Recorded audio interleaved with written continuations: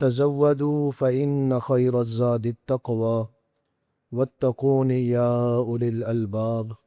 صدق الله العظيم وبلغنا رسوله النبي الكريم الأمين.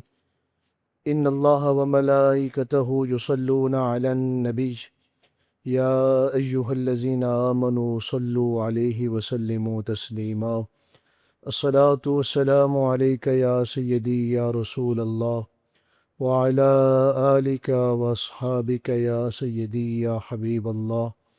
الصلاة والسلام عليك يا سيدي يا رسول الله وعلى آلك وأصحابك يا سيدي يا رحمة للعالمين. مولاي صل وسلم دائما أبدا على حبيبك خير الخلق كلهم محمد سيد الكونين والثقلين والفريقين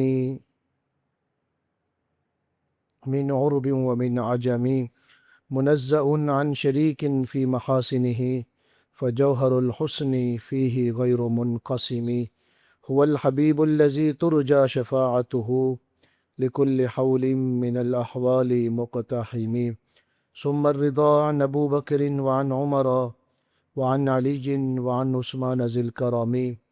بلغ العلا بكماله كشف الدجى بجماله حسنت جميع خصاله صلوا علیہ وآلہ. اللہ جل شانہ کا ہم سب پہ بے پناہ فضل اور احسان ہے کہ اللہ تعالیٰ نے ہمیں دنیا کی عام اور بری جگہوں سے بچا کے اللہ کے ہاں جو محبوب ترین جگہ ہے مسجد میں بیٹھنے کی توفیق نصیب فرمائی. جمعۃ المبارک کا دن ہے، یوم مشہود ہے، سید الایام ہے. حدیث مبارکہ میں ہے کہ جمعہ شریف کے دن جو نیکیاں ہیں اس کے ثواب کو 2 گنا بڑھا دیا جاتا ہے. نیکی تو انسان جمعہ شریف والے دن ایک کرتا ہے، لیکن اللہ اس کے نام اعمال میں 2 نیکیوں کے کرنے کا اجر جو ہے اس کے نام اعمال میں درج فرماتا ہے. اللہ کا شکر ہے کہ اللہ تعالیٰ نے ہمیں شرعی آداب کے ساتھ دنیا کے تمام معاملات سے ہٹا کے اپنے گھر میں اپنی عبادت کے لیے جمع فرمایا ہے. دعا ہے اللہ تعالیٰ آج کے دن نازل ہونے والی ساری برکتیں اور ساری رحمتیں اللہ ہم سب کو نصیب فرمائے. ذی قعد شریف کا مہینہ شروع ہو چکا ہے اور پہلا عشرہ اپنے نصف سے آگے کی طرف چل رہا ہے. یہ جو ذی قعد کا مہینہ اور اس سے پچھلا مہینہ تھا شوال المکرم کا، اور اس مہینے کے بعد جو مہینہ آ رہا ہے ذی الحج شریف کا، یہ تینوں مہینے حج کے مہینے ہیں. قرآن کریم کی جو میں نے آیت مبارکہ پڑھی ہے سورہ بقرہ کی 2 پارے میں سے، اس میں بھی اللہ تعالیٰ نے یہی ارشاد فرمایا الحج اشہر معلومات. حج کے جو مہینے ہیں وہ معلوم ہیں، اور حج کے مہینے 3 مہینے ہیں، شوال المکرم کا مہینہ، ذی قعد کا مہینہ اور ذی الحج شریف کا مہینہ. پوری دنیا سے اس وقت خوش نصیب حجاج کے قافلے اپنے اپنے ملکوں سے حرمین شریفین کے مسافر بن رہے ہیں. کتنے ہی خوش نصیب پہنچ چکے ہیں، کتنے راستوں میں ہیں، اور کتنے اپنے سفر کا انتظار کر رہے ہیں. دعا فرمائیں اللہ تعالیٰ اس سال تمام حجاج کی حاضری کو اپنی بارگاہ میں قبول فرمائے. آئندہ سال اللہ تعالیٰ ہمیں بھی حج کا مسافر بنائے. حج ایک عظیم عبادت ہے. اس کی اہمیت کا اندازہ اس بات سے لگائیں کہ حج کے جو ایام ہیں، جن ایام میں یہ عبادت کی جاتی ہے وہ صرف 5 ہیں.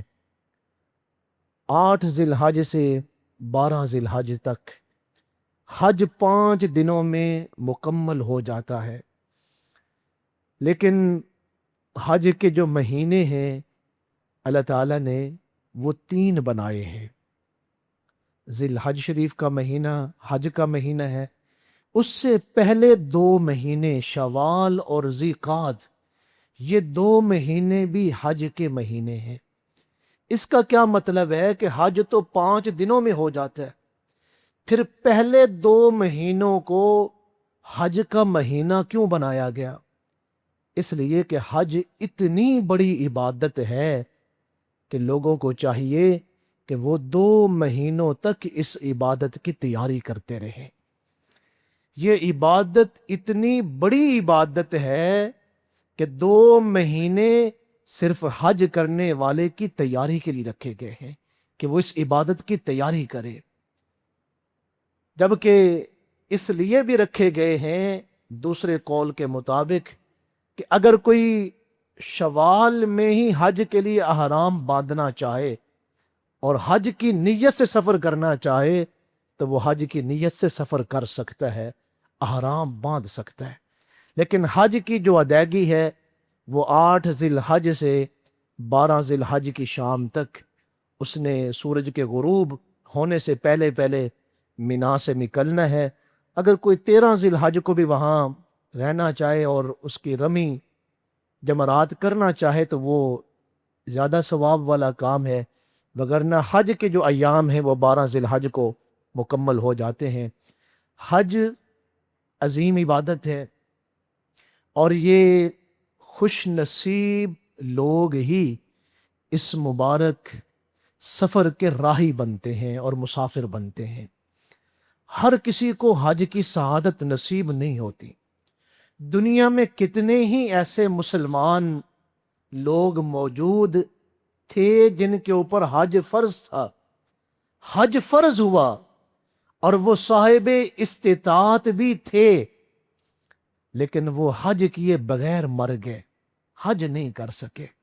اور کتنے لوگ ایسے تھے جو صاحب استطاعت تو نہیں تھے، لیکن اللہ تعالیٰ نے کئی مرتبہ انہیں حج کی سعادت عطا فرمائی ہے۔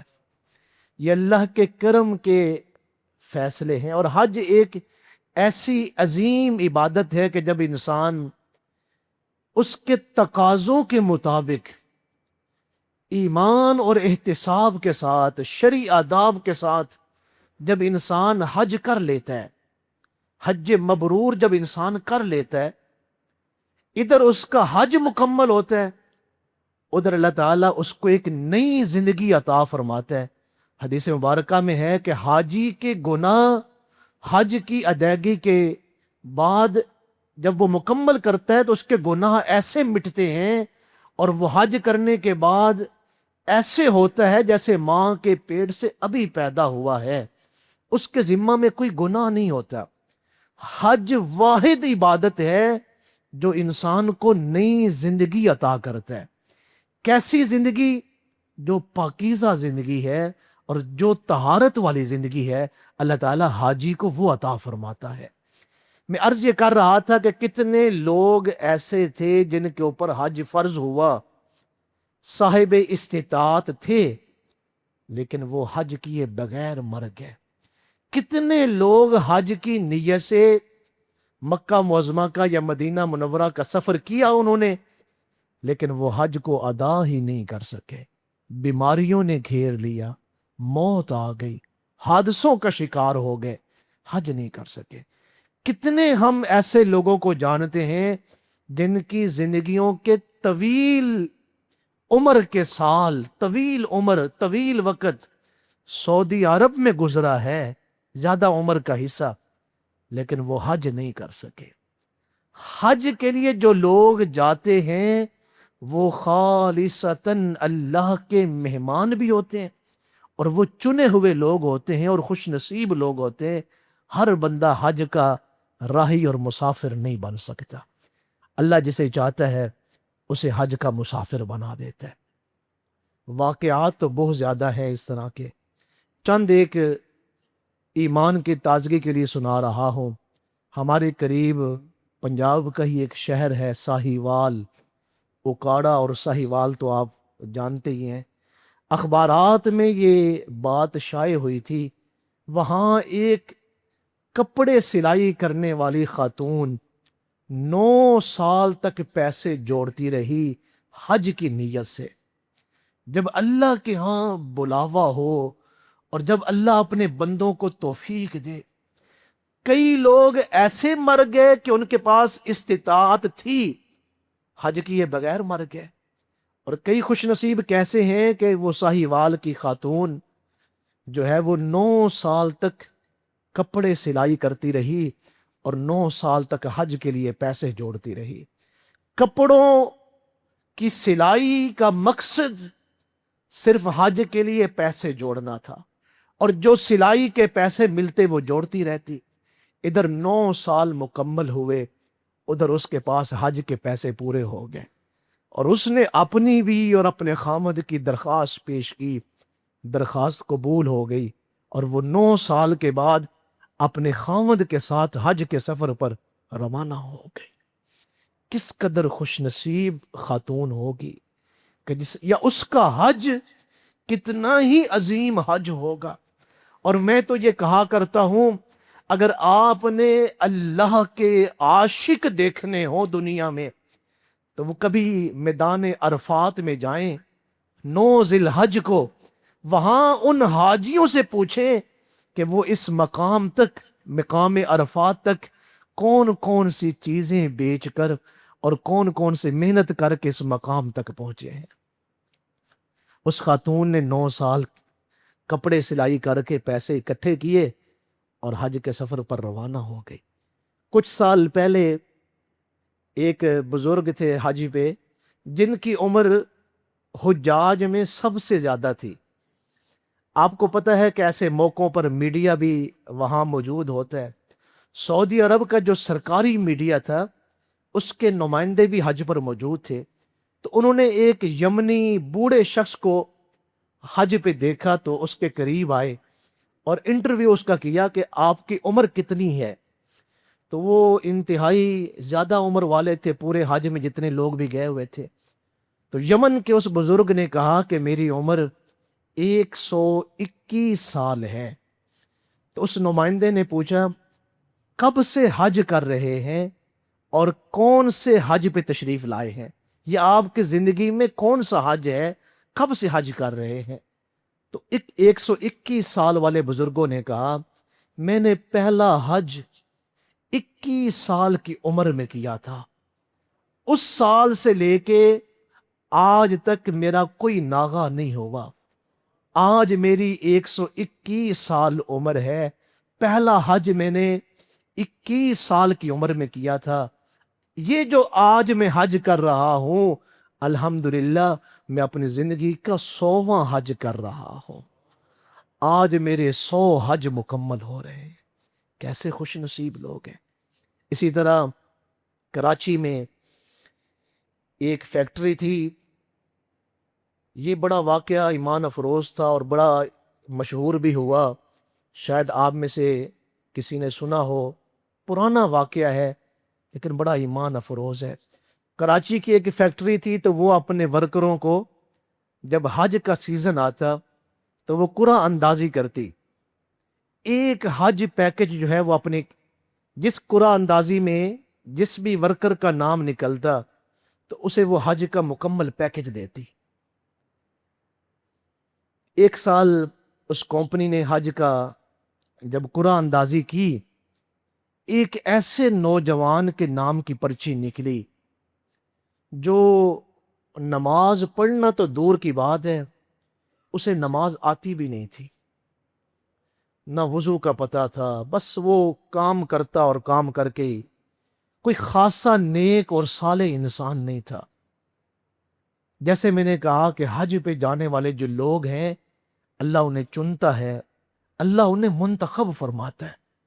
ایسے ہی نہیں ہے، ہمارے ہاں ایک جملہ اکثر بولا جاتا ہے کہ حج جب بلاوا آتا ہے تو جس کو بلاوا آتا ہے وہی جاتا ہے، لیکن اہل اللہ نے ایک بات اور لکھی ہے، فرمایا لوگ تو یہ کہتے ہیں کہ حج کا وہی مسافر بنتا ہے جسے بلاوا آتا ہے، اللہ والے کہتے ہیں کہ نہیں، حج کا مسافر وہ بنتا ہے جس کا مال رزق حلال ہو اور اس کی زندگی کے اعمال اللہ کو پسند ہوں، جس کی زندگی کے عمل اللہ کو پسند آ جائیں، اللہ پھر اپنے اس بندے کی مہمان نوازی فرمانے کے لیے اسے حج کا مسافر بناتا ہے اور اللہ اسے حج پہ بلاتا ہے۔ تو میں عرض یہ کر رہا تھا، کراچی کی اس کمپنی نے جب وہ قرآن اندازی کی تو ایک نوجوان کا نام نکلا، تو اس نوجوان کو بتایا گیا کہ تمہارا نام نکلا ہے۔ تو اس نوجوان نے فیکٹری کے آنر سے کہا کہ آپ کسی اور کو بھیج دیں، میں حج پہ نہیں جانا چاہتا۔ آنر بھی بڑا حیران ہوا اور فیکٹری کے دوسرے لوگ بڑے حیران ہوئے کہ یہ تو بڑی خوش نصیبی کی بات ہے، اور تم کہہ رہے ہو میں حج پہ نہیں جانا چاہتا، تمہارا نام نکلا ہے۔ اس نے کہا آپ کسی اور کو بھیج دیں، میں نہیں جانا چاہتا۔ دوبارہ قرعہ اندازی کی گئی، تمام ورکروں کے نام کی پرچیاں اور اس آدمی کے نام کی پرچی بھی، اس نوجوان کی پرچی بھی ان پرچیوں میں ڈالی گئی۔ دوبارہ جب قرعہ اندازی کی گئی اور پرچی نکالی گئی، پھر اسی نوجوان کا نام نکلا۔ دوسری مرتبہ بھی اس نے دوسری مرتبہ بھی کہا کہ میں نہیں جانا چاہتا، آپ کسی اور کو بھیج دیں۔ تیسری مرتبہ پھر قرعہ اندازی ہوئی۔ جب تیسری مرتبہ قرعہ اندازی ہوئی اور پھر پرچی نکالی گئی، تیسری مرتبہ بھی اسی نوجوان کا نام نکلا۔ آپ کو یاد ہے وہ قذافی پچھلے سال جب حج پہ جا رہا تھا، نوجوان جس کے لیے کئی مرتبہ جہاز نیچے اترا ہے، اور جب تک وہ اس جہاز میں نہیں بیٹھا تب تک جہاز روانہ ہی نہیں ہو سکا۔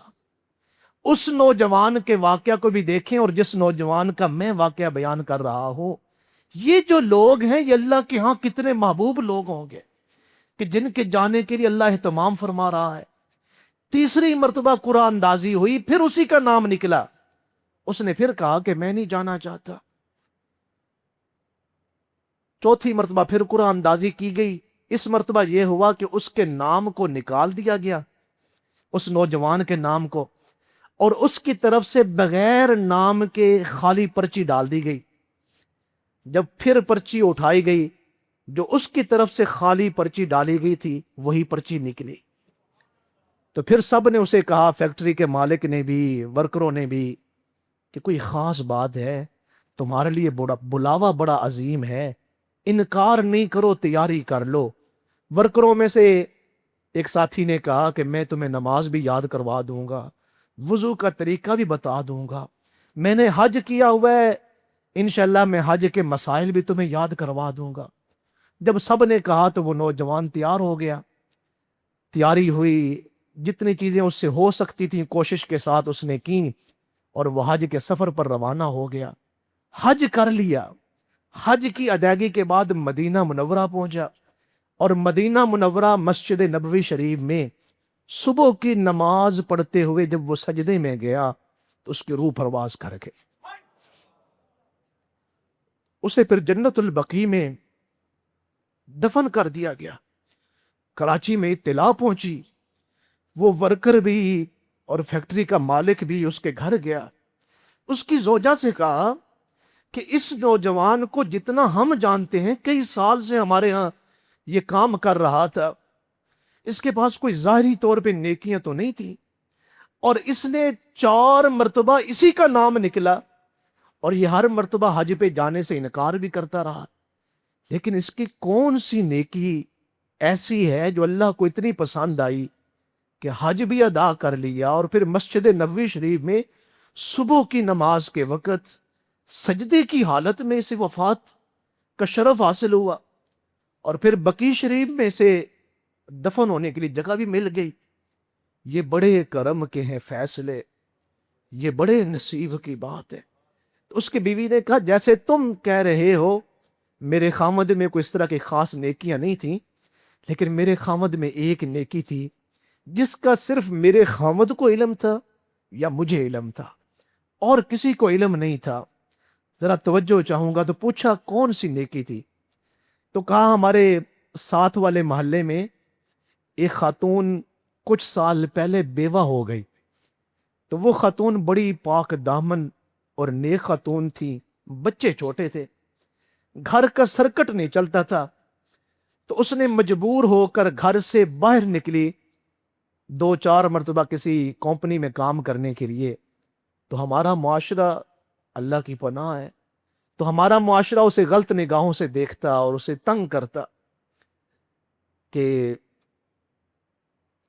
اور اسے پریشان کرتا، حالانکہ وہ نیک خاتون تھی اور پاک دامن تھی۔ تو میرے خامد کو جب پتہ چلا تو میرا خامد اس کے پاس گیا اور کہا، میری بہن آج کے بعد تم اپنے گھر میں رہنا، میں اپنی کمپنی سے اتنی تنخواہ لیتا ہوں، جب تک میری زندگی ہے میں آدھی تنخواہ اپنی بہن کو دے کر جایا کروں گا، اور میں فلاں تاریخ کو جب مجھے تنخواہ ملتی ہے تو میں دروازہ بھی نہیں کھٹکھٹاؤں گا، میں دروازے کے نیچے سے پیسے ڈال اندر پھینک دوں گا، آپ اٹھا لینا۔ تو اور آدھی تنخواہ میں اپنی بیوی کو دے دیا کروں گا، اپنے گھر میں دوں گا۔ تو کئی سال تک میرا خامد یہ عمل کرتا رہا، حالانکہ اس خاتون کے گھر میں میرا خامد اندر کبھی نہیں داخل ہوا۔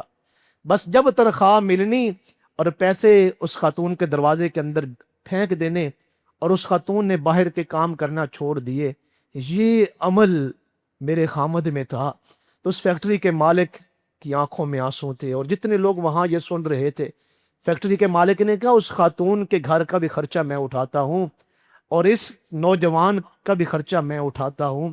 کتنا خوبصورت عمل تھا کہ اللہ نے اس کا اجر کتنا عظیم دیا کہ حج پہ بھی اللہ نے بلایا ہے، حالانکہ وہ اس کے مالی طور پہ وہ اتنے اسباب نہیں رکھتا تھا۔ قرآن اندازی ہو گئی، اور پھر بیوی نے کہا کہ میرا خامد جب شام کو آیا تو اس نے گھر میں آ کر مجھے بتایا کہ 4 مرتبہ میرا نام نکلا ہے، میں نے تو ہر مرتبہ انکار کیا، اور میں انکار اس لیے کر رہا تھا کیونکہ حج پہ ٹائم لگتا تھا، تو مجھے 40 دن لگ جائیں گے، تو وہ جو خاتون ہے تو اس کے گھر کا خرچے کا جو نظام ہے وہ کیسے چلے گا، تو میں اس لیے حج پہ نہیں جانا چاہ رہا تھا، پھر سب نے مجھے مجبور کیا ہے تو میں حج پہ جا رہا ہوں۔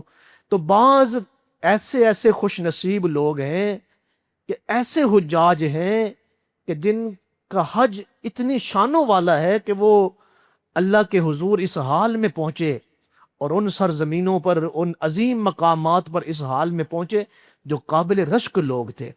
اور ایسے ہی لوگوں کا حج حقیقی حج ہے۔ ایک مرید اپنے شیخ کے پاس آئے، تو وہ فرض حج کر چکے تھے، نفلی حج کا ارادہ کیا ہوا تھا، تو اپنے شیخ سے کہا، میں ارادہ کر رہا ہوں کہ میں نفلی حج کروں، آپ مجھے اجازت عطا فرمائیں۔ تو مرید نے جب یہ بات کہی تو شیخ نے کہا، کہاں جانا ہے تم نے حج کرنے کے لیے؟ تو مرید نے کہا، میں نے حج پہ جانا ہے۔ فرمایا، نہیں، حج پہ تو تم نے جانا ہے، مگر جانا کہاں پہ ہے؟ تو میں نے کہا، میں نے بیت اللہ شریف کے حج کے لیے جانا ہے، کعبۃ اللہ کے حج کے لیے جانا ہے۔ تو اس وقت میرے شیخ نے مجھ سے کہا، اس سے پہلے بھی تم نے حج کیا ہے؟ تو میں نے کہا، ہاں، میں نے اتنے تقریباً 22 کے قریب حج کیے ہیں۔ تو میرے شیخ نے کہا، تم 22 مرتبہ حج کے لیے گئے ہو، بیت اللہ شریف پہنچے ہو، اس گھر کا حج تم نے کیا ہے، کبھی اس گھر والے سے ملاقات بھی ہوئی ہے؟ یعنی اس گھر میں انسان کسی کے گھر میں جاتا ہے، گھر والا ہی گھر میں نہ ملے تو وہ خالی گھر کو کیا کرے گا؟ شیخ نے میرے دل پہ چوٹ لگائی، تم 22 سال سے جا رہے ہو، گھر والے سے تمہارا کوئی تعلق بھی بنا ہے کہ نہیں بنا؟ گھر والے سے تمہاری کوئی آشنائی بھی ہے کہ نہیں، کوئی تعلق بھی ہے کہ نہیں؟ تو وہ مرید کہتا ہے، میں نے ارادہ ترک کر دیا کہ میں پہلے حج کی تیاری کروں گا۔ تو میں 1 سال اپنے مرشد کریم کی خدمت میں رہا، اس سال حج پہ نہیں گیا۔ اگلے سال میں جب حج کے سفر پر روانہ ہوا تو جب میں بیت اللہ شریف پر پہنچا تو میں 22 سال سے جا رہا تھا، صرف کعبے کا طواف کر کے اور ارکان مکمل کر کے واپس آ جاتا تھا، لیکن جب میں تیاری کر کے حج کے سفر پر گیا، اس سال میں نے کعبہ کو بھی دیکھا ہے اور گھر والے کو بھی دیکھا ہے، گھر والے کو بھی دیکھ کر آیا اور گھر کو بھی دیکھ کر آیا۔ اصل جو حج ہے نا، حج کا معنی کیا ہے؟ اللہ سے ملاقات کرنا، حج ہے ہی اسی چیز کا نام کہ انسان اللہ سے ملاقات کر کے آئے۔ اگر اس کی وہ کیفیت ہی نہیں بنی اور اس کو جو ہے وہ محسوس ہی نہیں ہوا کہ میں نے حج کیا ہے، بس تیزی کے ساتھ دوڑتے ہوئے، اور یہ موجودہ زمانہ تو اللہ کی پناہ ہے، ہر جگہ موبائل ہے، ہر جگہ تصویریں ہیں، اور ہم حج سیکھ کے نہیں جا رہے، بغیر تیاری کے، بغیر تربیت کے سفر کر رہے ہیں، تو وہ سوائے مشقت کے اور کیا ہوگا۔ حج اتنی عظیم عبادت ہے، اس کے لیے تیاری کا کرنا یہ بہت ضروری ہے۔ کوشش کریں کہ حج کے سفر پر کسی نیک اور صالح انسان کو، کسی عالم دین کو، کسی اللہ والے کو وہاں ڈھونڈیں۔ پہلے تو کوشش کریں یہیں سے ہی کسی اللہ والے کے ساتھ جائیں، یہاں پہ اتفاق نہیں بنا تو وہاں کسی اللہ والے کو ڈھونڈ کے اس کے ساتھ حج کریں، پھر دیکھیں حج کا مزہ کتنا آتا ہے۔ سن 2025 میں، پچھلے سال میں حج کے سفر پر تھا۔ مزدلفہ میں مغرب اور عشاء اکٹھی پڑھنی ہوتی ہے، تو ہم تھوڑا دیر سے پہنچے اور تھوڑی دیر آرام کیا، پھر اس کے بعد ہم نے نیند تو نہیں کی، تھوڑا سا ویسے بیٹھے رہے، پھر ہم نے وضو کیا، اور وضو کر کے نماز مغرب جب ادا کرنے لگے تو ایک بھائی صاحب دوڑتے دوڑتے آئے اور آوازیں لگاتے آئے، مولانا ٹھہر جائیے ٹھہر جائیے، میں نے بھی نماز پڑھنی ہے۔ تو ہم ٹھہر گئے، ہمارے جو گروپ کے ساتھی تھے تو نماز مغرب پڑھنے لگے ہیں، میں نے کہا جی مغرب پڑھنے لگے ہیں، پھر عشاء پڑھیں گے۔ تو وہ ہمارے ساتھ نماز میں شریک ہوئے۔ جب ہم نے نماز پڑھ لی مغرب اور عشاء، تو وہ کہنے لگے آج تو میں نے 5 مرتبہ مغرب پڑھ لی ہے اور 6ٹھی مرتبہ آپ کے ساتھ پڑھ رہا ہوں۔ میں نے کہا آپ 6ٹھی مرتبہ مغرب کیوں پڑھ رہے ہیں؟ کب مجھے پاکستان سے بتایا تو گیا تھا کہ مغرب اور عشاء مزدلفہ میں پڑھنی ہے، لیکن وہ میرے ذہن سے نکل گیا۔ میں نے 5 مرتبہ نماز پڑھی ہے مختلف جگہوں پر، 1 مرتبہ عرفات میں ہی پڑھ لی، تو مجھے جس نے دیکھا اس نے کہا نماز نہیں ہوئی، دوبارہ پڑھنا۔ پھر 4 مرتبہ تو میں نے راستے میں آتے ہوئے پڑھ لی، مجھے پتہ نہیں تھا کہ مزدلفہ کا مقام کہاں سے سٹارٹ ہوتا ہے، مجھے یہ تھا کہ میری نماز جا رہی ہے، تو یہ 6ٹھی مرتبہ آپ کے ساتھ پڑھ رہا ہوں۔ اتنا بڑا خرچہ بھی کر رہے ہیں اور اتنے بڑے مشقت والا سفر بھی کر رہے ہیں، اگر حج سیکھ کر نہیں گئے اور حج کی تربیت نہیں لی تو پھر اتنی مشقتیں اٹھانے کا اور اتنا لمبا سفر کرنے کا کوئی فائدہ نہیں۔ اس لیے خوش نصیب ہیں وہ لوگ قرۂ ارض پر جو اس سال حج کے مسافر بنیں گے، جو اس سال حج کے لیے جائیں گے، تو حج کو شرعی آداب کے ساتھ اور مکمل رہنمائی کے ساتھ حج کرے۔ حج کے اندر کچھ چیزیں ایسی بھی ہیں جو بڑی ایمان افروز ہیں اور وہ ہمارے لیے ضروری ہیں۔ مقبول حج کی علامات کون سی ہیں کہ ہمارا حج مقبول ہے؟ قرآن کریم میں جو میں نے آیت مبارکہ پڑھی ہے، الحج اشہر معلومات، اس سے اگلا جو حصہ ہے اس میں اللہ نے بیان فرمایا فمن فرض فیہن الحج فلا رفث ولا فسوق ولا جدال فی الحج۔ حاجی کو چاہیے کہ اس نے 3 کام اس مبارک سفر میں بالکل نہیں کرنے جنہیں قرآن کریم نے منع فرما دیا ہے۔ پہلا کام فلا رفث، کہ بیوی کے ساتھ جو ہے وہ ہم بستری نہیں کرنی جو حج کے ایام ہے، اور صرف ہم بستری کی ہی بات نہیں بلکہ اس طرح کی گفتگو بھی نہیں کرنی، فحش گفتگو نہیں کرنی، ولا فسوق، اور کوئی گناہ اور کوئی نافرمانی بھی نہیں کرنی۔ آپ حج کے سفر پر ہیں، حج کے ایام میں ہیں، حج کے مقامات پر ہیں، وہاں پر آپ کوئی گناہ کر رہے ہیں یا آپ سے کوئی نافرمانی ہو رہی ہے تو آپ کا کیا حج ہے؟ فحش گفتگو نہیں کرنی، اور وہاں جو ہے وہ نافرمانی یا کوئی گناہ نہیں کرنا ان 5 دنوں میں، اور جو مشکل چیز ہے ولا جدال، لڑائی نہیں کرنی۔ حج پہ جو سب سے مشکل معاملہ ہوتا ہے وہ لڑائی کا ہوتا ہے۔ سارے حاجی اپنے ملکوں سے دور ہوتے ہیں اور وہ جگہ جگہ پر کبھی خیمے پہ لڑ رہے ہیں، کبھی روٹی کے لڑ رہے ہیں، بلکہ یہاں پاکستان سے نکلتے ہوئے ایئرپورٹ پہ لڑ رہے ہوتے ہیں۔ یہاں پاکستان میں ہم موجود ہوتے ہیں تو ہمارا جسم تو پاکستان میں ہوتا ہے لیکن ہمارا دل مدینہ منورہ ہوتا ہے، لیکن ہم نے دیکھا ہے جب لوگ مدینہ منورہ ایئرپورٹ پر ہوتے ہیں واپسی پر تو وہاں پھر سامان کی وجہ سے، سیٹوں کی وجہ سے لڑ رہے ہوتے ہیں، میرا سامان پہلے جمع ہو جائے، مجھے اگر نہیں۔ حاجیوں کا جسم تو مدینہ منورہ میں ہے لیکن دل پاکستان میں ہے، اتنی جلدی پڑی ہوئی ہے۔ اور ہر جگہ پر شیطان کی بھی کوشش ہوتی ہے کہ حاجیوں کی لڑائی ہو، تاکہ میں ان سے جو ہے وہ چھین لوں ان کا ثواب، ان کا اجر۔ حج مبرور کی نشانی، حج مقبول کی نشانی کیا ہے؟ کہ حاجی جس کا حج قبول ہونا ہے وہ یہ 3 کام نہیں کرے گا، فحش گفتگو نہیں کرے گا، اور نافرمانی یا کوئی گناہ نہیں کرے گا، اور تیسرا وہ کسی کے ساتھ لڑائی نہیں کرے گا۔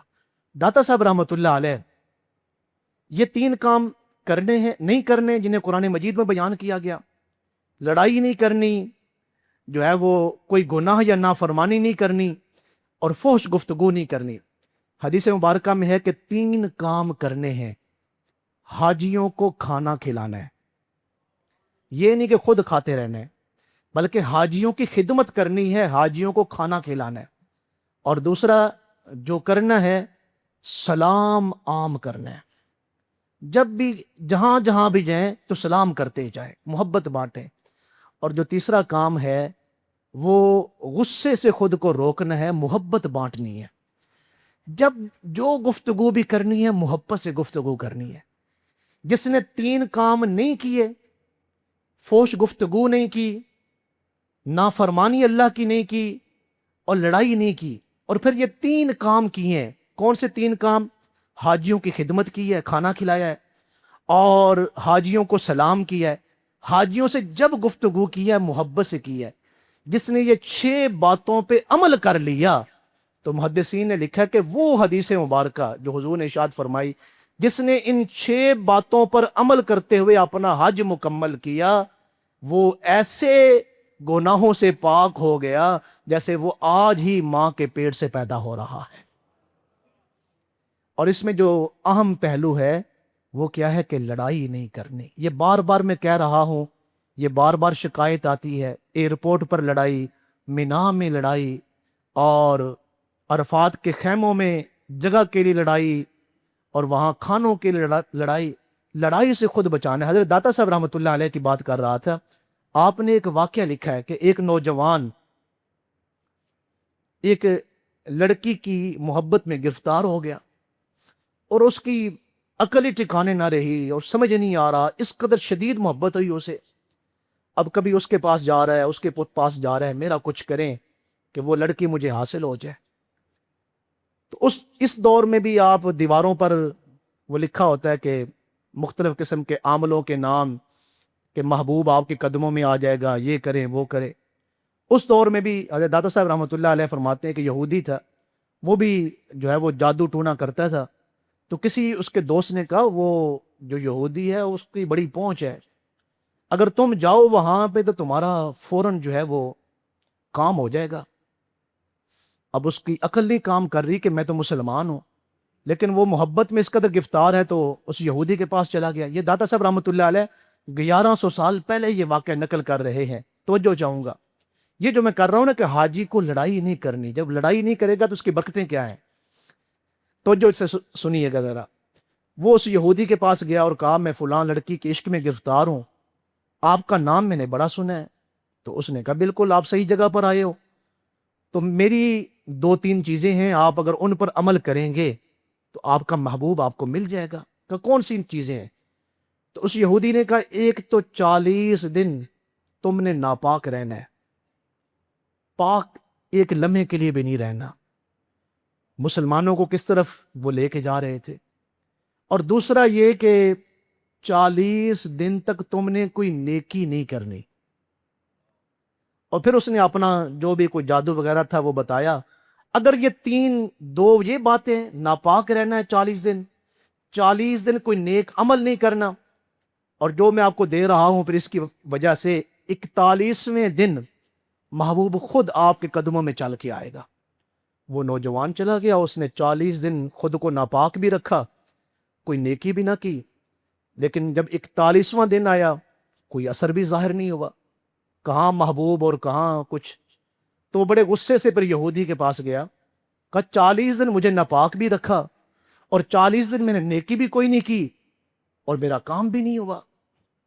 تو وہ یہودی اپنی جگہ سے اٹھ کھڑا ہوا، کہا میری تو जिंदगी गुजर गई और मैं बुढ़ापे में पहुंच गया हूं, जिसने मेरे इस अमल पर, बताए हुए तरीके पर अमल किया है, उसका काम जरूर हुआ है, तुम्हारा क्यों नहीं हुआ? ये हो ही नहीं सकता, जरूर तुमने कोई नेकी की होगी।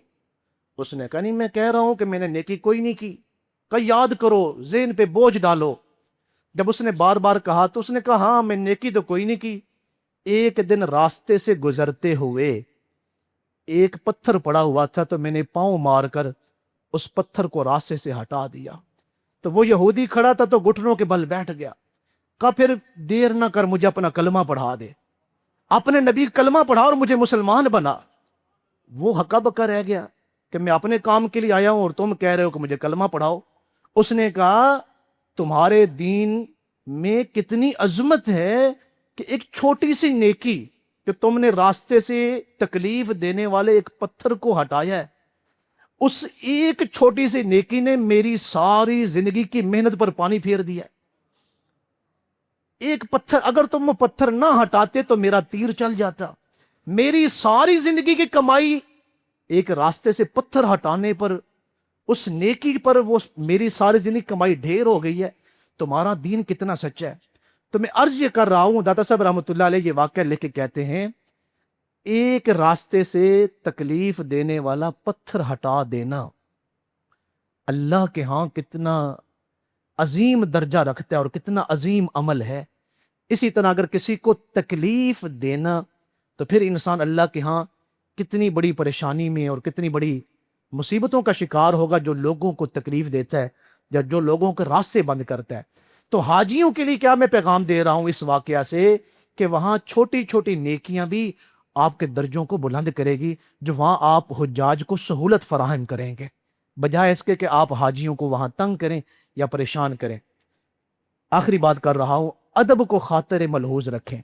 हुज्जाज के लिए एक अल्लाह वाले थे, तो उनसे किसी ने पूछा कि हुजूर मदीना शरीफ का मशहूर कोई तोहफा हमने लेके जाना हो तो क्या लेके जाए, कोई मशहूर चीज कौन सी है मदीना शरीफ की? तो फिर बुजुर्गों ने पूछा क्या तुम्हें नहीं पता कि मदीना शरीफ की मशहूर चीज कौन सी है?